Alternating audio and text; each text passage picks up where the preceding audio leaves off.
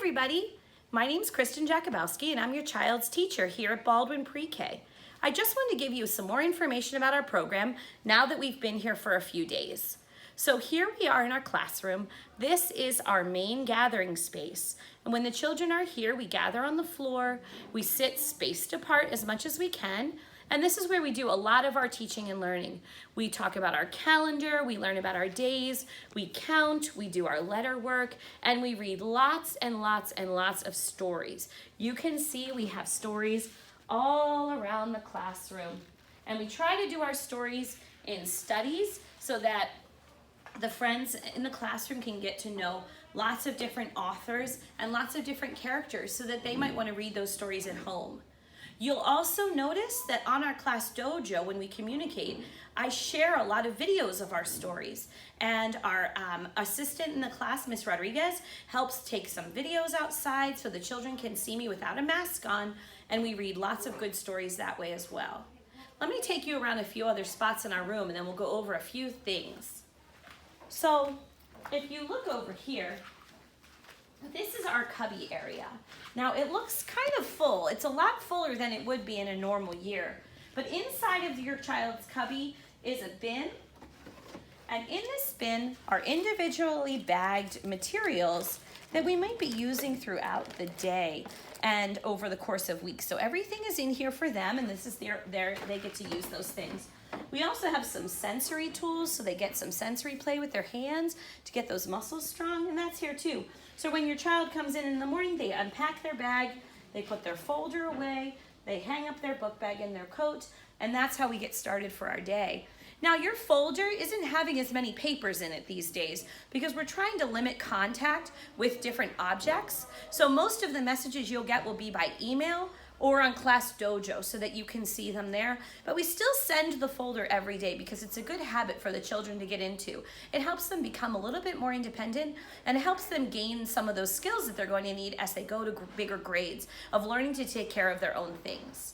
So if you look around a little bit more, you'll see we have our dramatic play area with our kitchen, and once again, we've divided the tools into different baskets so the children can play with them safely. We have our blocks and our building construction area with lots of different tools, and the children can come here and they have a great time. And then on this part of the room, we have more of our math manipulatives that the children can learn from, puzzles, games, and other toys that help to build their strength and also their independent learning. We have multiple tables throughout the room, and we are able to spread out safely in the classroom because of all of these great tables. The back area of our room is our art zone, and it is fantastic. Miss Rodriguez usually womans the art zone for us. She really helms that ship because she loves to create, and the children love to create as well. So we're always doing painting, and we love to do cutting and gluing and drawing, and we'll be doing more and more as we go along. But our painting projects go here. So you might notice sometimes that there's a little bit of paint, but we try our best. We wear smocks that we clean in between each day, and we have plenty of them so everybody can have their own.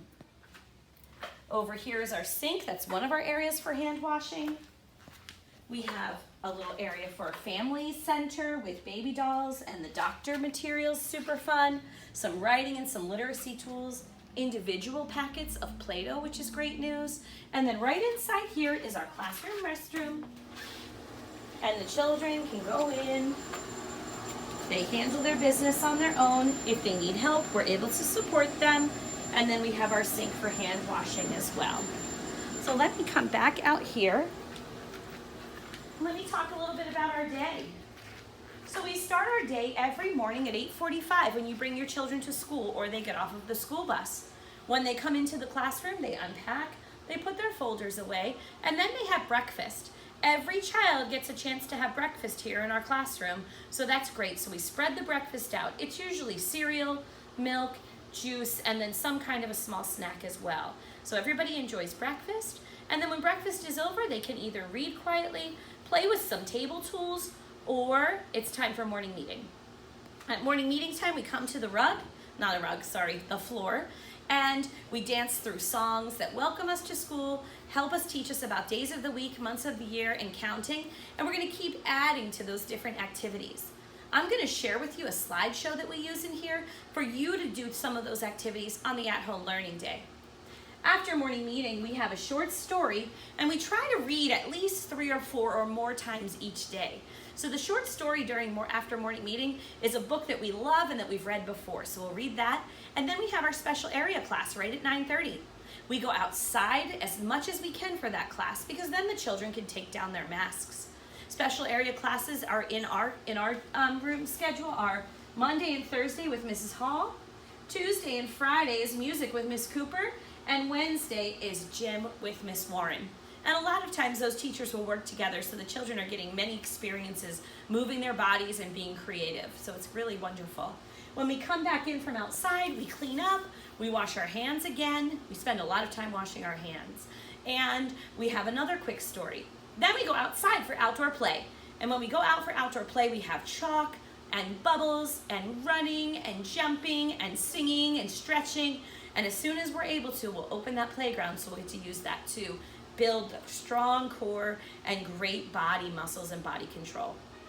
When outdoor play is over, we come back, we wash our hands, and then we move into letter work and small group. So we do some work with our letters and our sounds, and we're going to start moving into our foundations letters soon. So we'll review letters and sounds, we'll read a letter story, maybe we'll play a word game, and then when that's over, we break up into individual stations and we have our small group time. I will have a group, Miss Rodriguez will have a group, and then 2 or 3 other groups will be happening, and the children will move around the classroom while they're doing that. In addition to that time, we have choice time when that's over. And during choice time, the children can choose. Now right now, we're only playing with one child in a station, and each center is set up for them so they can enjoy and have a great time. When choice time is over, we wash our hands again and we have lunch. Our school lunch is usually something hot, unless your child chooses the pizza kit, and then they can have that. But we have some kind of warm, hot lunch, milk, fruit, vegetable with the main entree, and we help encourage them to try new things. When lunch is over, we have some time for story. Sometimes we finish with choice centers, and then we move into some sensory play with our hands. We take some time to move our bodies. We read another story in shared reading, a big book, and then it's time to go home.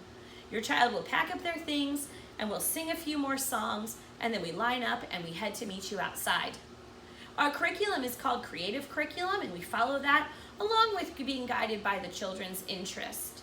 We're always looking to see how they're developing and growing as students, and we use those points of how they grow to set some goals for them and see if they're meeting some of the objectives for their age range for pre-K.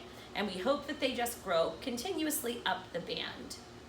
We're here every day, but your child is only here on A days or B days, every other day. And so on the day that your child is home, you're going to have some opportunities to try some more new things. We're going to be sending home codes for Starfall, which is a great website for review, the morning meeting slideshow. I love to send the read-alouds, and I'll be sending some more videos with games and things like that and different activities. So that's a great way to fill in that space on that in-between day. In addition to all of those things, we're always working hard on any kind of family things that you can do.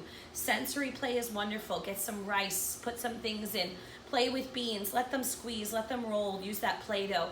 Outside time is amazing, letting them go out, use the playground, stretch outside in the park, follow some yoga videos. There's so much that we can do. When your child isn't here in school, if you could just make sure that you go to Google Classroom and you take that daily attendance form, that will really help us to know that your child was keyed in and tuned into something for our class.